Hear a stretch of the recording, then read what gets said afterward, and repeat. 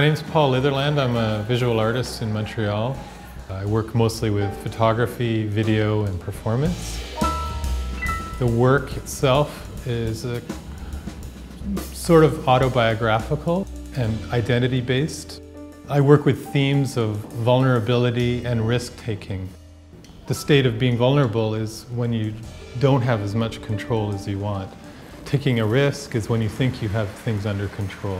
Part of my self-definition and part of the work I do is about understanding identity through your sense of control. I've been working as an artist since 1985, originally from Vancouver. I came here in 1988. I thought, oh, Montreal seems like a good place, and it just turned out to be a great place to be. Cultural activity is an important part of society, and it just felt like a place that would accept the kind of work I do. C'est très difficile à communiquer une idée, même à votre propre groupe linguistique. Et là, une fois que tu es dans un contexte multilinguiste, tu réalises très vite que c'est difficile. Il y a comme des choses que tu ne peux pas communiquer dans la manière que tu penses. Pour moi, ça fait une grande partie de mon travail. One project I did was basically to take the role of the computer processor and try and understand how our communications are translated by machines. And I would be the machine. What I've been doing is seeing at what point a technology or an environment makes communication too difficult. So I want to put people in situations where it's difficult to do the thing they're trying to do. And watching that breakdown might tell us something interesting.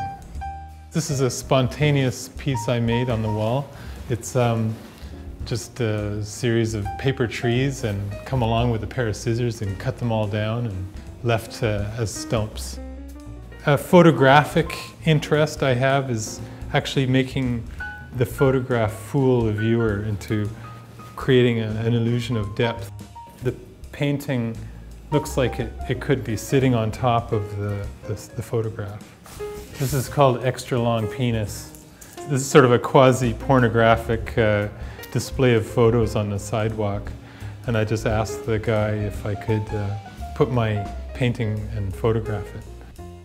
I use humor often. I want to laugh in my work, when I'm making my work and when I look at it. I want it to be accessible. I wouldn't want a viewer to feel that they needed a lot of background information to understand the work I make. So humor is part of that equation. So this photo is a photo of my dad. This isn't how I ever saw my dad. My dad is like this guy who's fairly quiet and polite, and here he is flying this airplane. Just the interest in photography even starts with this. You know, it's both a photo and an image of somebody doing an extraordinary thing. I am currently exhibiting a work called Force Majeure. It's a multi-screen video installation and consists of 5 video screens of people falling through the air. Most people can relate to either a fear of falling or a desire to fly. And the work kind of puts you in a space between the fear of falling and the desire to fly.